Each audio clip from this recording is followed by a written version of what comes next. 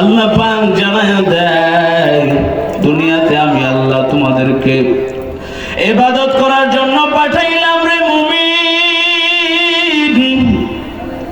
এই ইবাদতটা তোমরা কতদিন করবা সেই কথাও কিন্তু মালিক আমাদেরকে জানিয়ে দিয়েছেন।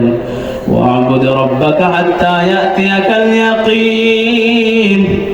মাওলা কারীম আমাদেরকে জানায় দেন, তোমাদের মৃত্যু আসার আগ পর্যন্ত তোমাদের এই ইবাদতগুলো করতে হবে। চিল্লায়া বলি মারহাবা। আল্লাহ রাব্বুল আলামিন নিজেই কিন্তু অর্ডার করিয়া দিল, তোমরা দুনিয়ায় পাঠাইলাম, তোমাদেরকে দুনিয়ায় পাঠানোর পর আমি আল্লাহ আদেশ করিয়া দিলাম, ওয়ামা খালাকাতুল জিন্না ওয়াল ইনসা ইল্লা লিয়াবুদুন। এবং এই আয়াতের সঙ্গে আরেকটা আয়াত লিপিবদ্ধ করিয়া দিলাম। ওই আয়াতটা হচ্ছে ওয়া'বুদ রাব্বাকা হাত্তা ইয়াতিয়াকাল ইয়াকিন। আল্লাহ রাব্বুল আলামিন ডাক দিয়া জানায়া দেয়, মদিনাওয়ালা নবীর মাধ্যমে জানায়া দেয়, ওই ব্যক্তিগুলো যারা ওয়া'বুদ রাব্বাকা হাত্তা ইয়াতিয়াকাল ইয়াকিন, একেবারে মৃত্যু আসার আগ পর্যন্ত মাওলায়ে কারীমের ইবাদত করতে হবে। চিল্লায় বলো ঠিক কিনা? আর আওয়াজ করে বলি ঠিক কিনা? আজকে আত্মাকিয়ার মুসলমানদেরকে বলিয়া যায়, যেহেতু কবর সম্বন্ধে আমরা আলোচনা করব বলেছিলাম, মৃত্যু যদি হয়ে যায় ওই ব্যক্তিকে কবরের ভিতরে রাখা হয়। কবর এমন এক ঘর, কবর প্রতিদিন 2 বার করিয়া ডাক দেয় আর বলে, সকালবেলা একবার ডাক দিয়া বলে, আনা বাইতুত তুরাব, আনা বাইতুল যুলমা, আনা বাইতুল ওয়াহদা। সকালে একবার ডাক দিয়া বলে, আমি কবর হইলাম অন্ধকার ঘর, আমি কবর হইলাম একাকিত্বের ঘর, যেই কবরে আলো নাই, সাথী নাই, বাতিও নাই।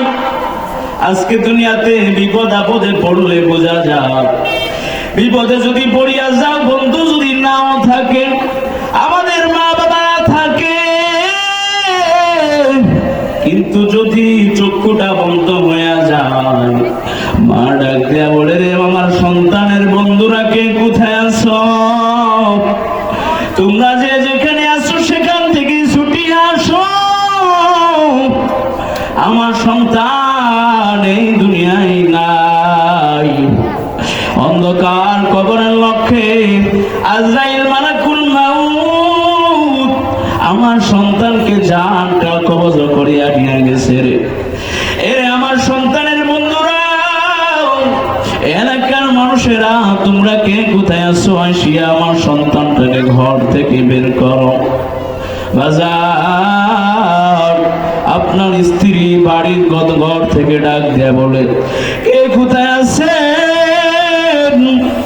আমার স্বামীটাকে ঘর থেকে বের করেন, আমার স্বামী আর নাই, তার লাশটারে বের করেন। একটু আগে আপনি আব্দুর রহিম ছিলেন, আব্দুল করিম ছিলেন, চক্ষুটা বন্ধ হয়ে গেলেই কি নাম হয়ে যাবে? নামটা হয়ে যাবে লাশ। ডাক দিয়া বাড়ির ভিতর থেকে বলবে, এই লাশটাকে এখান থেকে বের করিয়া নিয়ে যান, কবরস্থানের ভিতরে গিয়া দাফন করিয়া ফেলেন। সেই দুনিয়ায় না, 1 দিন 2 দিন মনে রাখবে রে বাজার, চিরকাল তোমার কথা স্মরণে রাখবে না। ওই দিন কিন্তু দুনিয়ার মাও সাথে থাকবে না, স্ত্রীরাও থাকবে না, ভাই থাকবে না, বন্ধু বান্ধব থাকবে না। এমন একটি ঘটনা ঘটেছে রে বাজার, বাদশাহ হারুনুর রশিদের জামানায়। বাদশাহ হারুন একদিন তার সেনাপতিরে নিয়া তার রাজ্যের ভিতরে বের হয়ে গেলেন। হঠাৎ করিয়া তার জামানায় একজন পাগল ছিল, তার নাম ছিল বাহলুল। সবাই তার নাম জানে বাহলুল নামে। এই বাহলুল পাগল সেখানেই তার দেখা যায় কবরস্থানে শুয়ে আছে কিংবা দাঁড়িয়ে আছে কিংবা কবরস্থানে বসে আছে, যে যখনই তার দিকে তাকানো হয় তখনই সে কবরস্থানে দাঁড়িয়ে যায়, কবরস্থানের পাশেই তাকে পাওয়া যায়। বাদশাহ হারুন যখন তার সেনাপতিরা নিয়ে বের হয়ে গেলেন, পথিমধ্যে যখন দেখতে পাইলেন বাহলুল নামের এই পাগলটাকে গোরস্থানের সামনে দেখা যায়, বাদশা ডাক দিয়া বলে, রে বাহলুল পাগল, আর কতদিন তুমি এরকম পাগল থাকবা? এবার একটু হুঁশ আসা দরকার আছে তোমার। ওই বাহলুল পাগলের ডাক দিয়া বলে, ও বাদশা, আপনি যে আমাকে পাগল বলতেছেন, পাগল তো আমি না, পাগল তো হইলেন আপনি। আচ্ছা, আমাদের সমাজে যদি কেউ নেতা থাকে, লিডার থাকে, কিংবা ধরেন রাজাই আছে আমাদের এলাকায়, এই রাজাকে যদি একটা পাগলে ডাক দিয়া বলে যে পাগল তো আমি না, আপনার পাগল, শরীরে রাগ উঠবে কি উঠবে না? উঠবে, এটাই তো স্বাভাবিক, তাই না? এই বাহলুল পাগলকে যখন বাদশা ডাক দিয়া বললো, কিরে পাগল, তুই কি গুরুস্থান ছাড়বি না? তুই কি কবরস্থান থেকে সরবি না? যখনই তোর সাথে সাক্ষাৎ হয় ওইতে দেখি তুই গুরুস্থানে শুয়ে আছিস কিংবা দাঁড়িয়ে আছিস, যদি নাও হয় সর্বোপরি তুই গুরুস্থানের সামনে বসে থাকিস, তোকে গুরুস্থানের সামনেই দেখা যায়, তুই কি এইগুলো গুরুস্থান থেকে সরবি না?